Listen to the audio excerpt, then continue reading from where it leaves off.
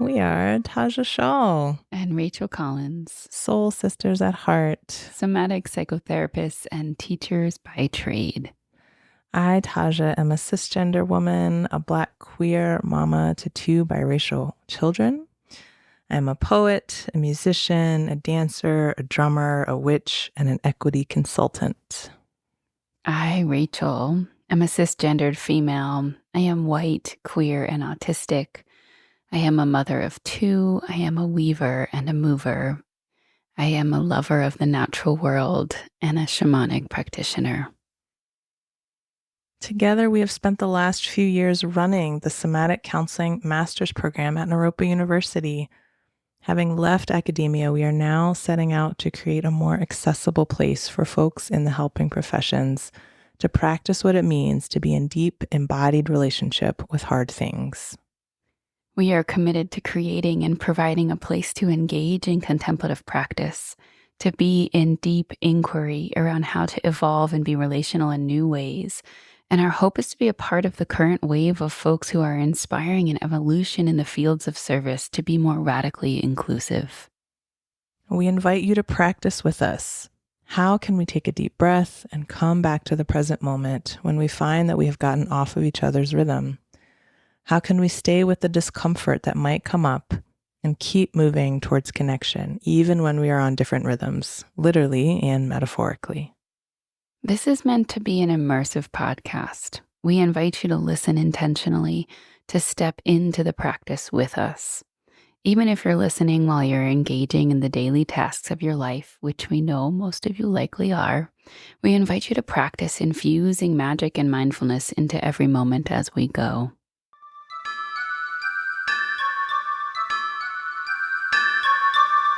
Hello, podcast listeners. Taja here, jumping in ahead of the actual episode to ask you for your grace on this first episode of the Soul Embodied Connections podcast. Unfortunately, there is a slight delay between Rachel and I's audio because we are recording this remotely as opposed to being in the same location. And we thought really hard about whether or not to just scrap this episode, but we decided to go ahead and post it because we think the conversation is really worth sharing. So just to note, there are a few transition moments that are a little bit awkward where we sort of step on each other's audio. Apologies in advance for that. Thanks for sticking with us on this learning curve, and we hope you are still able to get something out of our really rich, juicy conversation. Thanks. Hi, Rachel. Hi. So we are here to talk a little bit about how we are feeling about therapy right now, one-on-one therapy in the traditional sense, which does feel risky and vulnerable because we are both licensed therapists, just to name that. And yeah, I wonder if you would share a little bit about how you're feeling about all of this.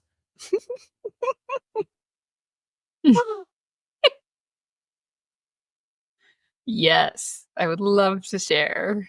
I am also just taking a moment to feel my body. Good reminder.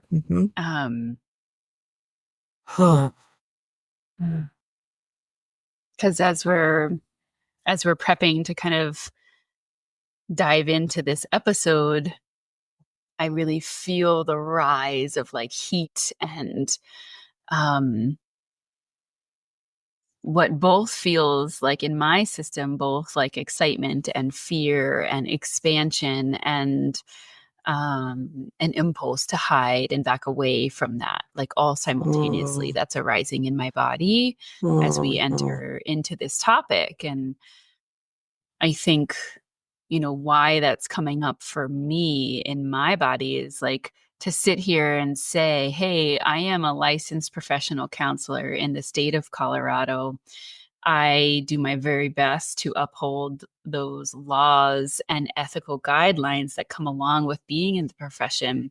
I've spent many years teaching students coming to be counselors in the way that we teach counseling in the United States. So this has Mhm. been my seat for quite some time. And I really do believe in the power of one-on-one therapy and the need for a space to be held, a space where we can feel safe enough to explore what's going on in our Mhm. lives, and also um, to speak some maybe radical ideas around the ways in which I think that only relying on the one-on-one space in therapy Mhm. can also perpetuate harm.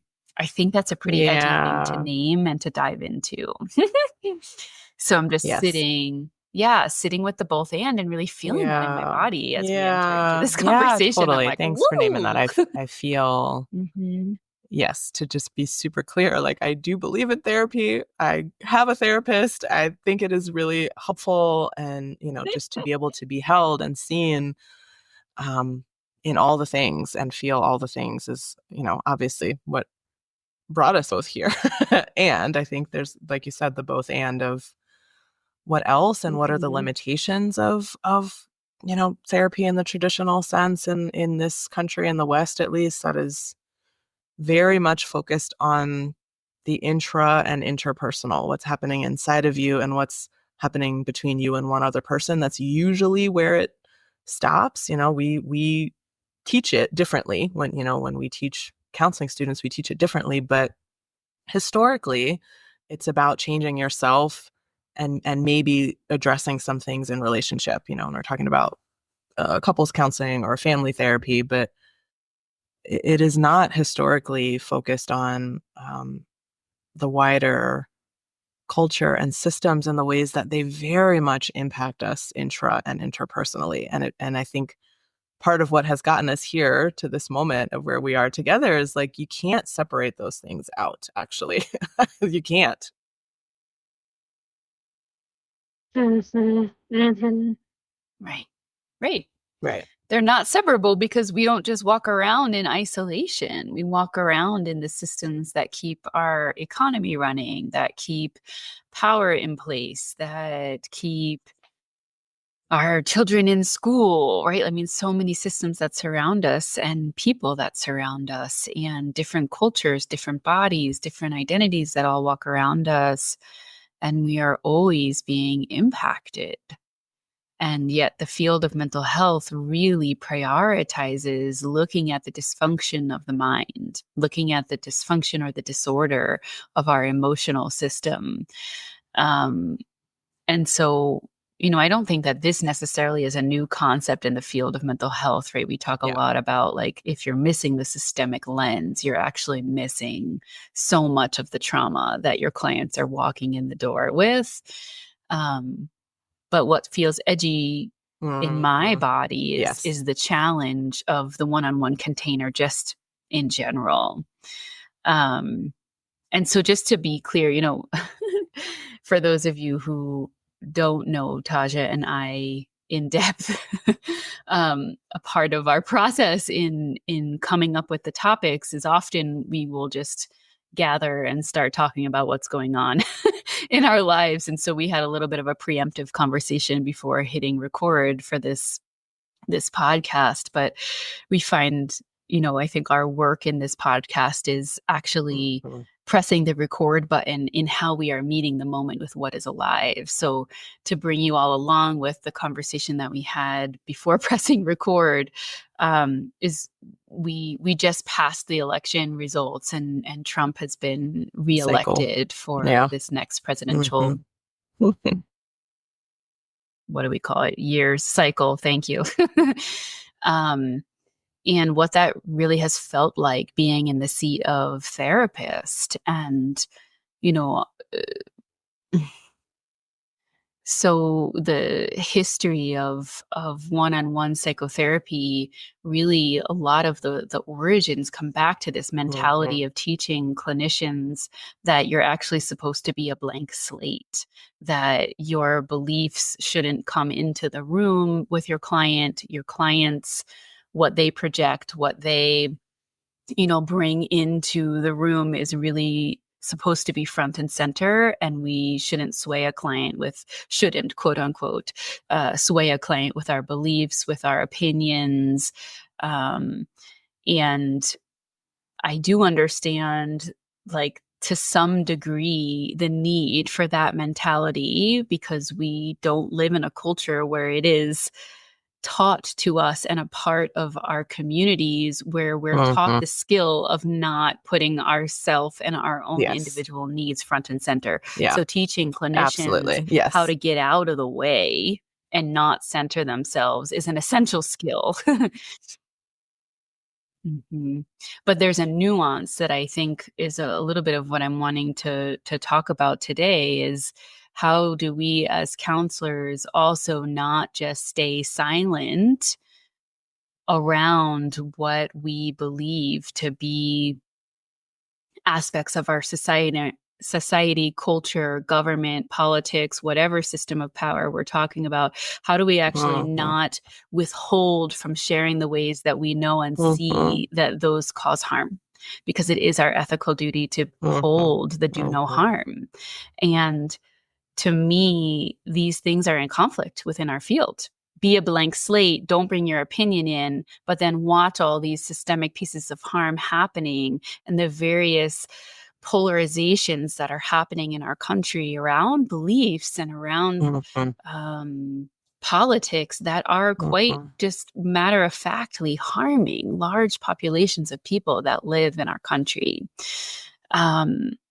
And how do we as counselors hold the complexity of sitting across from somebody who believes something different than us while not leaving out the do no harm, and also not dehumanizing our clients who have different opinions that are likely rooted in something that is about who they are, their spiritual beliefs, their own trauma history, right? Like, there's a humanness to all beliefs, right? There's a real humanness to all beliefs. And there's also real harm happening with some of the messaging and some of the politics, some of the, I mean, not some, so much is causing harm right now and causing tremendous fear and trauma responses in so many people, at least that are in my office. I feel this like blank slate idea, which, just to be blunt, I don't really believe is possible. I don't actually think it's possible to be a blank slate, because I can only be me wherever I go. I take, the experiences and can only see through my own eyes. And we all exist in context, and the context of the body that I'm in very much informs how I see the world, so I don't actually personally think that that's possible. And I think there's again, lots of both ands here that we're holding today, but I think what you're speaking to is how, which is kind of the root of all of our work and like kind of the driving question of my life at this point in my career, is like, how do we stay in relationship across difference, whatever the difference may be, whether it is, political view or race or gender identity or neurotype, like how do we stay relational? And that is really hard in this political context that is so, I think, intentionally divisive. Like, I think a lot of I feel like folks on the right are doing this on purpose. Maybe that's not fair of me, but it feels like intentionally riling up terror and fear around people who are different and using that to sort of manipulate people. And which I think is so heartbreaking, because what is true, my sense, what is true is like everybody right now is terrified of something and are moving from this place of terror. And I think Trump being president is a real threat to people who look like me and folks who I love and the bodies that they're in. And what I can recognize is that people who voted for him and who wanted him to be president were genuinely terrified of what would happen if he lost. And I don't totally understand their terror, I've heard, white folks talking about this fear of becoming the minority in this country. And I'm like, it's very confusing to me why that is such a big terror, but I understand that it is, like that the context they're in is informing what they're doing and the decisions they're making. And again, all to bring it back, I'm like, I don't know that all of that can just be separated and severed in the therapy room. And what I do think is important to hold as a therapist, like you're saying, is the humanity. How do I hold the humanity of this person who maybe has a really different belief system? And I think that's different than saying I'm just going to put myself away and be a blank slate. But I do think there is this, how do I increase my capacity? How do I get bigger and increase my tolerance for discomfort and really stay curious and stay in my body and, use all my skills, use all my tools to like stay in my body and stay in a relationship, which, is hard. Mm-hmm.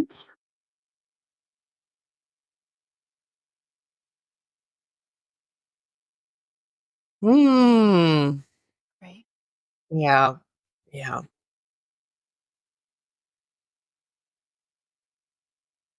Just taking a breath. It's no easy task. Especially when I feel like, to make a generalization, I think globally, like in the culture in the United States, we've been pretty conditioned to um, for it not to be safe enough to be in our bodies, or to be quite explicitly taught that it's actually you get more power when you're not in your body and you're only in your intellect, right? That you prioritize all of these pieces that help us actually not deeply feel, right? So to have a conversation like this to say, how do we stay in our place of being relational with people when they have really differing views, and differing views that I can quite literally draw a line from A to B that then might actually cause me harm explicitly. That is no easy feat to stay in one's body when doing said thing. So I'm just noticing in this present moment, and want to invite those who are listening to just take a moment and actually oscillate your attention in and see, like, where are you right now? For any helping professionals out there, where is your mind? Are you judging yourself? Are you challenging what we're saying? What's also going on in your nervous system? Let it be there. Body. That is all information. None of it is wrong. Just, again, this contemplative practice, this mindfulness practice of what's happening for me right now. Okay, great. That's good information. Can I not make myself wrong or shame myself? And can I not close off and make, if you're making us wrong in this moment, like, can you stay with us? Can you stay with us? And to name, like, there is choice. There's always choice. Right. You have choice to turn us off, even though I hope you don't. But there's also choice. There's also choice around where and when do I stay relational and try to stay engaged and come from a place of curiosity, and where and when do I actually just need to set a boundary? Like, there are times when it is appropriate to just say, okay, this is not a conversation I want to have with this person. This is not productive and actively causing me harm. Like, there's always choice. So please, don't hear us as saying this is something that you should do, as you should always be open and should always be vulnerable and curious and should always stay relational, especially in the world of the internet. It's like, if I don't trust that someone cares for me and is seeing me as human, if I can't trust that someone is holding my humanity, that might be a reason where I'm like, no, this is a boundary. I don't, this is not work or emotional labor that I'm choosing to do. So choice, there's always choice in this too. Yeah. Yeah. So I think where we really began in our conversation, Taja, was like this pushback of like, or not pushback, but sort of like challenge to the idea of like, oh, one-on-one therapy. Is that really actually what we as a culture need? And again, like, I do think that there is a vast need to have spaces where one can go and process trauma and be held and have a safe enough place to like fully even find your voice, find your body. And also more and more, and this is much, this is not a new realization for me post Trump getting elected. This has been something that I've been really sitting with in probably the last 5 or so years in my practice as a therapist, and just really questioning, well, like, am I really actually doing a larger service if all of my clients are coming in because they are suffering and being traumatized more often than not by the systems that exist within our country, the lack of community that exists within our country, the lack of safe places to really authentically express oneself freely? Yeah. If that's what's causing my clients suffering, and then I'm sitting with them one-on-one in this little microcosm of a safe enough container, I'm sort of just perpetuating, right? Perpetuating the reason for being there. And, when I am supervising my clinicians that I work with, I'm often coaching them around like, if you get to a point where your client is doing all the things and they're doing it with you and yet they're still suffering, that's actually a place where like therapists really need to broaden. Like, this is not just about, can your clients do said skill? Can they regulate their nervous system? Can they like, can they feel well in relationship to me as counselor? This is about, how am I actually supporting them in connecting to community? How do you find people? How do you find your people? How do you take the risks and actually cultivate and create? And yet, even, that's a great step and a really important thing, I think, that therapists, in my opinion, really need to hold on to, right? Like, it's not only what's happening here, but what is happening in the client's life and how am I supporting them and resourcing outward. But from a more meta perspective, because of course that's where I go often. But from a meta perspective, I then start to think about, well, how, if I'm teaching my clients how to resource themselves in a world that is in dire need of this sort of community resourcing, and I'm not addressing the community need, I'm just perpetuating and contributing, not perpetuating, maybe that's the wrong word, but I'm contributing to the ongoing need for the one-on-one space, right?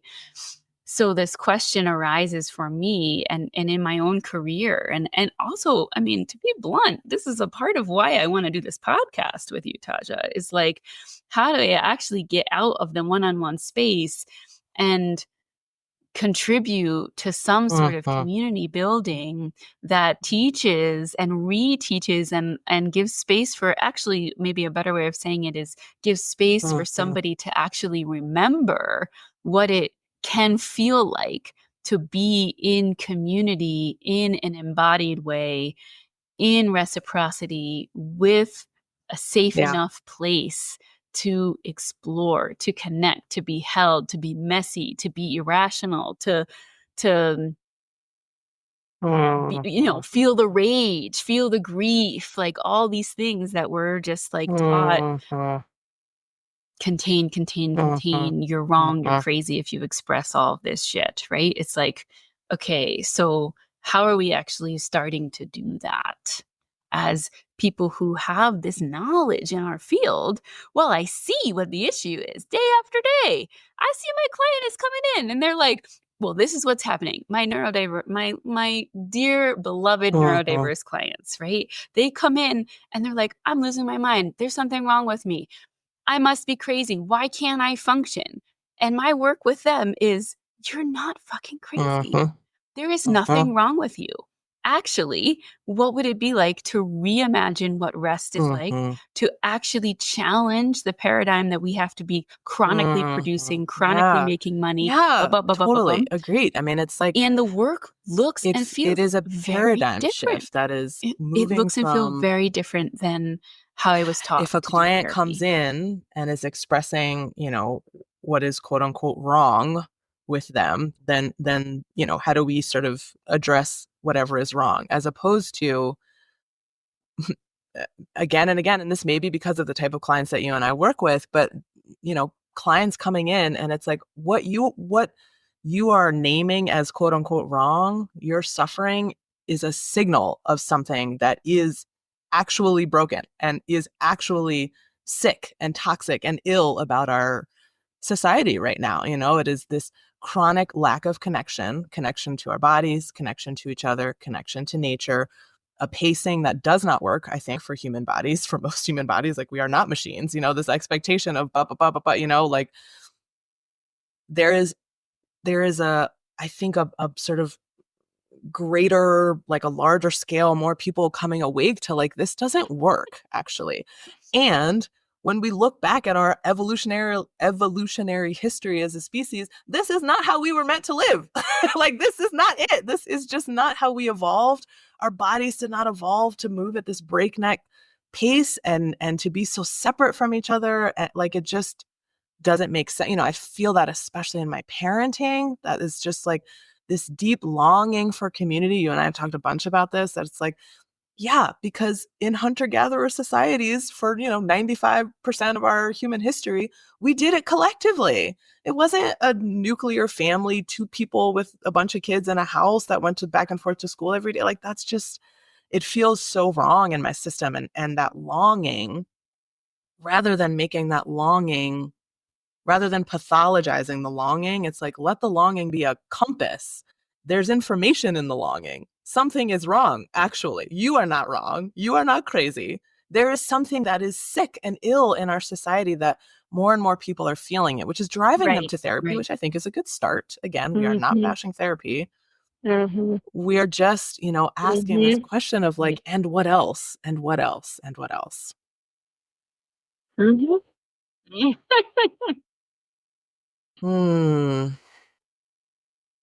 And I feel the grief in that too. I want to name. I'm like, I feel the grief in that of being in a place of feeling the longing and feeling the like, this is not right. This doesn't feel right. Something is wrong. And not necessarily having a ton of power to change it. Again, for me, naming like within my parenting, bumping up against that of like, I feel like I'm like raging. Like, this isn't working. And yet, like you are one of my dearest friends, and I would love to be living closer to you in parenting and community. And we live an hour apart, and that's not, it's not easy to just knock on the door and be like, can we have dinner with you tonight? Or, I need an hour away from these kids. Can you help me? Like, that's not, yeah. So I feel the sort of conflict and the longing is information, and what happens when I don't actually, have a ton of power or agency, or I don't feel like I have a ton of power or agency to move with that longing. Right. Enter grief and rage. And I think, like, for me, I know when I'm fully in contact and like letting myself be with the grief and rage, I can then find a breath of movement, even though it's not, oh, I'm suddenly now in the community that is supportive of my neurotype, that is supportive of the shitstorm of parenting young kids. Right. It's like, it doesn't take it away, right? But then it like allows me to take a breath and be like, okay, well, let's start a podcast. Let's talk about this shit. Yeah.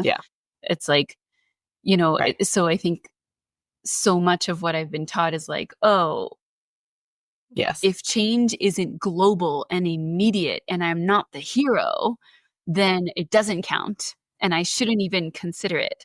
Or don't feel the grief and rage because you're losing your mind, and let me pathologize you for that, right? Going back to what you said a moment ago about pathologization, like how many, is a little tangential, but bear with me, like how many neurodiverse clients have come to me saying, I've been diagnosed with panic attacks, generalized anxiety disorder, and major depressive disorder my whole life. And no one has ever inquired to see, oh, actually, I'm autistic, right? And the reframe that can happen almost immediately for somebody who has chronically been in therapy their whole life, chronically been suffering their whole life, when we start to actually take the pathologization out and say, oh, anxiety, depression, and panic are symptoms of your brain being wired differently, and the community and the world that you are immediately immersed in and how you've been conditioned to act and behave is actually not a match for who you are. Right? And the magnitude of difference that can happen in one's emotional body when that Right. moment happens. So I think to come back to our like overarching topic here, like, again, we're holding this both and. It's not that therapy is not needed right now, right? People need spaces to come and be like, hey, I've been pathologized my whole life. What the fuck is going on? I can't get out of this anxiety. I'm chronically anxious. What? Am I broken? What's going on? Right? And I'm like, oh, actually, like, you work in an office that has overhead lighting that is sending your nervous system into a chronic state of overactivation. You do that 40 hours a week. Oh, it's the light? Like, I'm not trying to oversimplify it because, in reality, it's much more complex than that. But this point of, like, it's not that therapy is bad or wrong. We need the therapy spaces. But how are we as helping professionals showing up with the lens of, can I pathologize less? Can I bring in the systemic impacts more? And what actually is in alignment with my offerings that I might actually be able to start to bridge into community, that I might actually be able to think about, what is one small thing I can do locally via, all this amazing technology that we have. So it's not necessarily only locally, but, like, what can I access within my current paradigm that begins to start to spread community of embodiment, of acceptance, of shared humanity? Because I think, like, and this might ruffle some feathers, but, like, I personally, the whole system of politics in our country, I think, is a grand charade. Like, yes, it has total impact. There's real consequence to it. There's real policy. Like, all of it is real. And also, Totally. Agreed. for my autistic brain, it is, like, so fake and not real and makes no sense at all to me at all, the charades that go on back and forth. And I think both sides contribute to the polarization. Like, of course, I have my opinions on, like, which side does it worse and which one's lying more and la la la, all the things, which I think most the average American had those type of opinions. But, like, but again, I'm not talking about my opinion. I am talking about my opinion, but I'm also not talking about my opinion. It's like these polarizing opinions that are going on politically and in our face, in a chronic nature of consumption of content and media and ongoing messaging. All it's doing is forcing us to get out of our bodies, to get out of Right. connection, to get out of understanding each other as all being human, as all having emotions, Yeah. as all being impacted by fear, as all just trying to survive and protect our families. Like, we're all just trying to do the same fucking thing in different ways, with different opinions, with different, like, ideas on how to go about doing it. Yeah. And I think Yeah. the Yeah. grandiosity of our political charades, Oh I gosh. think, is teaching us It's so painful. more and more I how totally not to do the agree. very thing All that right, it's a couple of things. I want to see actually if I can get needed. my thoughts in order. I was talking to one of our former students actually recently, and my oldest kid talks he's in this phase right now where he talks a lot about presidents and is very interested in presidents, and, like, um on a particular day, if you catch him in the right moment, he might say when he grows up he wants to be the president. And the student I was talking to, she's said that she was one of those kids, and I was like, help me understand why, because I don't get it. Why, like, why as a kid was that, like, what were you excited about? What did you think it meant to be president? And she was like, well, I wanted to help people. And I thought that that was a way to do it on a large scale. Now, of course, she's an adult now, and we can agree, like, I think the president has way less power to help people, than they're just like you said, the political system is so broken. I don't actually think that's what's at the heart of it. But it was like, oh, right. The idea that I want to help people on a larger scale, I want to change things on a larger scale was sort of the motivation behind that, which really helped me because I was like, God, please don't let my child grow up to be president. Oh, Lord. I don't wish that on anybody. Oh my God. But this idea that, the impulse and the urge to help and to affect change has gotten sort of cloudy, has sort of been obfuscated and is not really what politics is about anymore. Like I think I'm sure a lot of people get into politics. That is the initiator. That's what they're wanting to do. But because the system is so broken, I don't know how much power there is actually to affect change. Anyway, my point in all of that is the politicians ain't gonna save us. That's not where it's coming from. It's we gotta what do we? It's like this sort of like, okay, I gotta zoom in.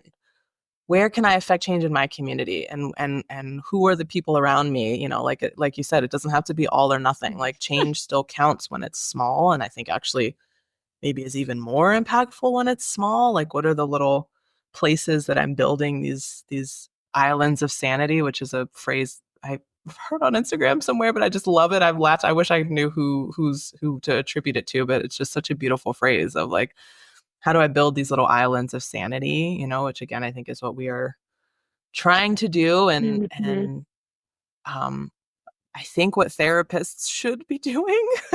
I think, it's like whether that is one-on-one or, connecting people to community resources, or even just acknowledging that therapy is not the only way to heal. It's not the only thing that it looks like. It's like, what else? Who are your people? Who are your support networks? How much time are you spending in nature? Like our bodies are part of nature and we evolved with this planet. Like we actually need connection to nature. And that doesn't have to be, go hike up a mountain or go to a national forest. It can literally just be like, can you get your feet in the grass and get more sunshine, and tracking how that makes you feel versus being in an office with these overhead lights for 40 hours. Like notice how you feel in one situation versus the other, like what are the little things that I can change and control and care for myself and care for my community. Because, the politicians, I don't think it's coming from there. I don't think it's coming from there.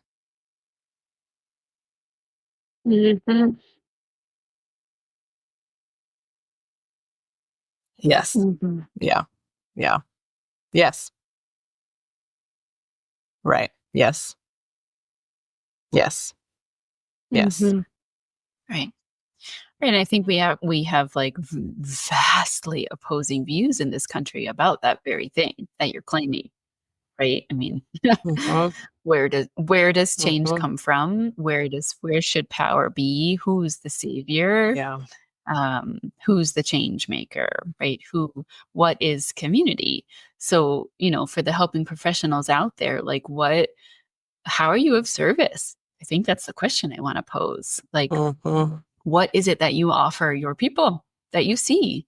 Whether you're a doctor, a nurse, a therapist, like, what is it that you offer? And how do you get to actually own the ways in which you offer other people something? Right? Even if you're not a person that's of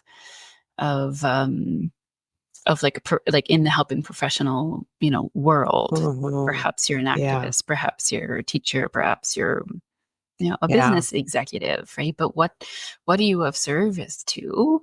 What do you want to be of service to? And how do we actually start to think about like, what is it that you have to offer your community? Because we're in dire need. We're in dire need of community, and that gets to look in a million different ways for different people. Community for me is all about authenticity and slowness and real emotional process and showing up and being present for the messiness of life. But that doesn't, like, I truly believe it doesn't have to look like that for everybody. And but that's what it is for me. And so how do I start to get to cultivate that and bring those in who resonate with that, and not ostracize and criticize the people who don't want anything to do with the way that I want to be in community? Great. What's your community? Is it with God? Is it with, your nuclear family? Fantastic. Yeah. Great. Be there Yeah. and not Yeah. ostracize and dehumanize other Yeah. people. Ugh.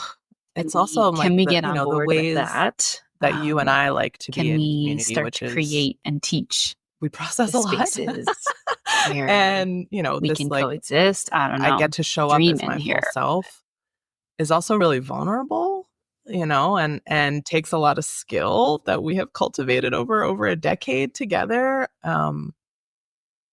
And finding people who are A, willing, and B, capable of doing that is not always easy, and so acknowledging that. And, for I would say for a lot of my life, where I found community were one, when I was dancing, didn't involve talking, right? It was like moving together, bodies moving together in community, and live music, right? That was a big place where I built community for a lot of my life.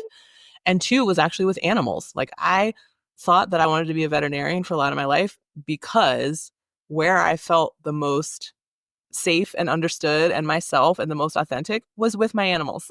I was like, let me be with my cat. Let me, I worked at the zoo for a long time, and whatever, capitalism. I thought that being a vet was if you like animals and you got to be a vet, that was like A to B, not true. But that was where I felt my most, using the language I have now, my most regulated self, my most seen and most valued was with animals, actually, and like that counts. And what you're saying of like, can I find it for myself and also recognize that it's not going to look the same for everybody, like what does cultivating community look like for you? That's a, it doesn't have to look the same as it looks for me.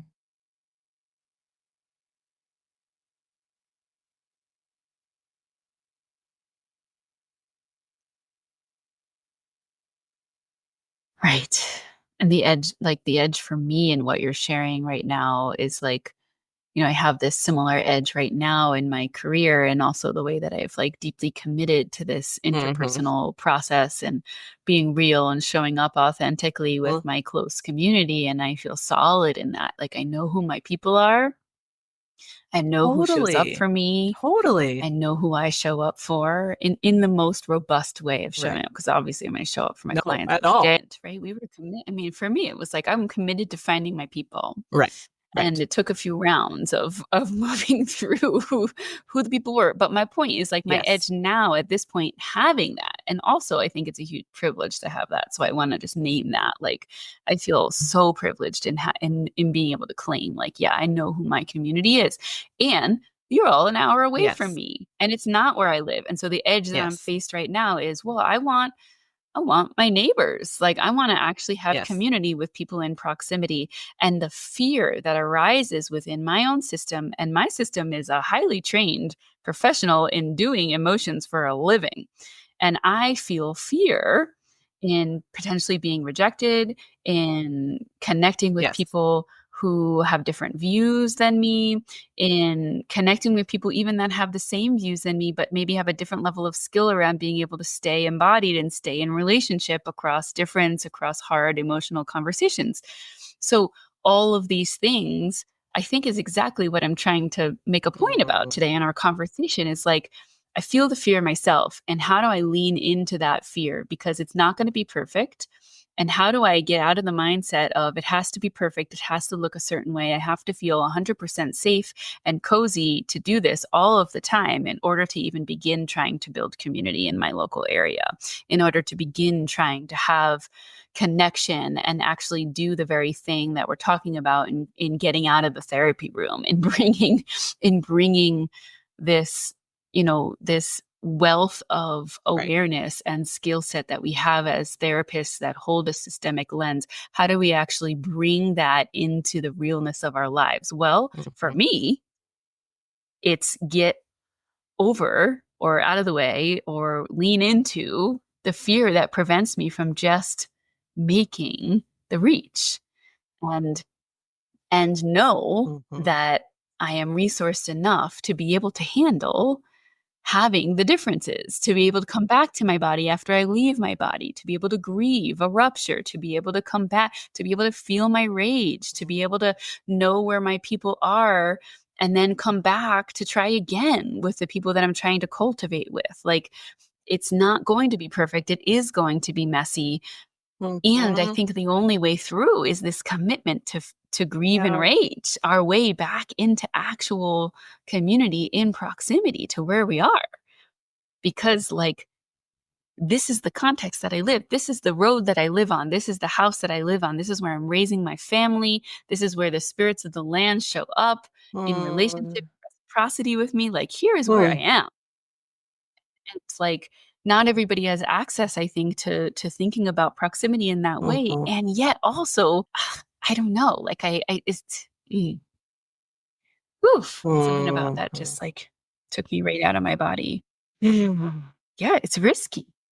It's risky. And I think so many of the systems of power have taught me be afraid of building because we're all Mm. different. Because we might get it wrong. We might mess up. Yeah. We might be less than perfect. We might Mhm. have to bow out for a minute because we Mhm. need to rest and we might not be ever present, right? All these things Yeah. that just keep me hung up from doing the very thing that I do with my clients one on one in proximity to where I am. That's the question that I'm up with right now, post election. How do I do it? How do I do it here? How Yes. do I start somewhere? Um, and Yeah. actually support the very thing that's bringing all of my clients into session, which, by the way, is also a scary thing because it's also how I make my income. It's like, but that is the ultimate goal. If I come back into Mhm. my heart center, it's not about making money in the Mhm. business of therapy. It's about, like, well, what the fuck? Why are people so hurt? Why are people suffering so much when we Mhm. know so much about the ways in which Mhm. our nervous Yeah. systems, our bodies, immense ways from a There are mental many health traditions perspective, that say even with suffering is all just that part we of know. it. That's sort of what we're here, to work through and to move through and to learn. That process will always, and I think, need support and will need relational support. And even just, to what you were saying of like, I want to start somewhere and build it here, but I feel afraid. And you are someone who is incredibly skilled and resourced. And that is a place where, again, as therapists, I feel like we do get to step in and support people. Here's the both and of like, yes, therapy one-on-one is not necessarily enough. And it is really important just to be able to support someone and like, okay, here's a need. I'm longing for this. I'm longing for community. Okay, how do I feel all the messiness and the fear and the rage and the disappointment and deal with the rupture? Like that takes a lot of skill and a lot of support. So I really feel the both and of therapy is really important and really necessary. And what else? What else Mhm, is there? What are the other ways? It's not enough. Yeah. Yeah. Yeah. mhm, mhm, mhm. Mhm. Yes, yes, yes. So, what I'm feeling called to invite listeners into is to have a brief mindful moment, an embodied mindful moment.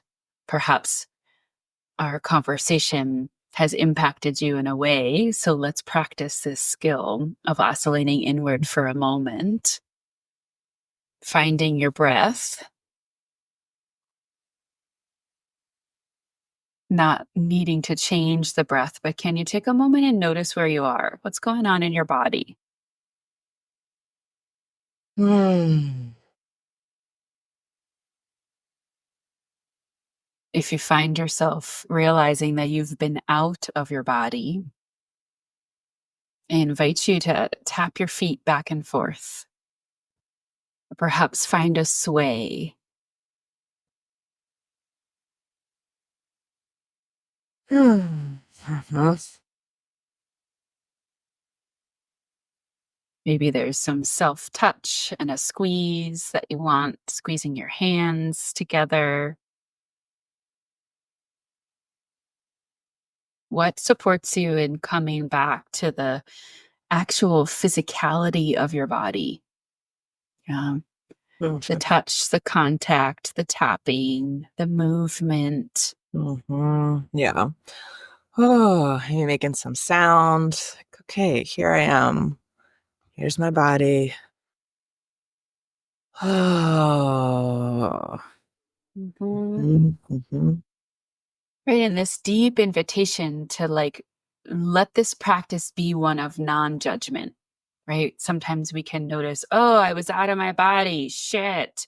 What's wrong with me? I couldn't stay embodied, quote unquote, Mhm. during this hard conversation. No, that's not actually what we're up to, right? Notice, describe it to yourself, and simply invite yourself back to the body. Mhm. Um,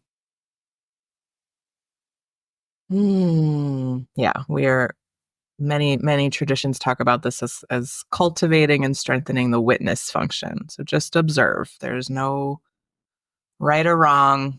You're just taking in some information, collecting some data. Just observe, no judgment.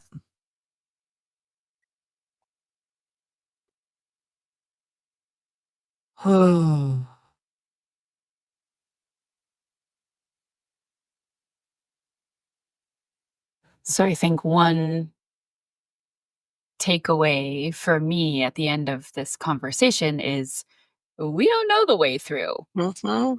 We don't know what comes next. Yeah, Um, yeah, yeah. We don't have the answers. We are we are sitting in the questions, sitting in the mhm, questions together. Yeah, mhm. yeah. Which evokes this question of like, oh, how do I actually sit in the unknown? Mhm. Yeah, which often brings, I find people uh, who've been conditioned in the culture of the United States, when we're confronted with the unknown, there can be um, immense discomfort of Mhm. just simply not knowing. Mhm. Yeah. Yeah. So if there's anything that's in you right now that's like, okay, now what? We got to fix it. I have to know what to do now. I have to make this better. Or any impulse to just move away from what is happening right now, we invite you to notice that and just stay with it. Stay with us and slow down a little bit. Oh, yeah. And Mhm. see if you can just notice what happens if you give yourself full permission to just be right here, right now, and not have to force or figure out or fix. Right. Can we be with what's arising? Can you be with like capital B, capital Mhm. W, be with your body in what is arising with this complexity that we're talking about today, with this unknown that we're talking about today, with the pain, the Mhm. injustice. Mhm. Yeah. Mhm. We're touching collective injustice here. Mhm. Right? The Mhm. perpetuation of wounds, of pain, of lack of space to be with. So Mhm. can you start with yourself in this conversation and come towards what does it mean to actually be with your body in this conversation post listening to this conversation? Mhm. This is the start of how we begin to sequence and to actually let the body do what it naturally knows how to do if we can get out of the way. Yeah. To let the sensation, to let the breath re regulate itself, to let the sensation be and just be acknowledged. Yeah. Mhm. Yeah. And notice how you feel after Mhm. you give yourself a moment to do that. Doesn't mean that it all goes away, but can you notice that moment of being? What happens right after you give yourself that permission Mhm. to be with your body? After an intellectual conversation that touches so much pain. Yeah. Yeah. There may be grief or longing or rage. Like, just notice all of that and let it be there. Mhm. And this moment, perhaps you are coming to this moment now, perhaps you need a little bit after you press pause on your device that you're listening on right now. But can you take this brief moment after you've tended, after you have sat with your embodiment, with yourself? And can you take that brief liminal space right after that and let that be the seed of curiosity?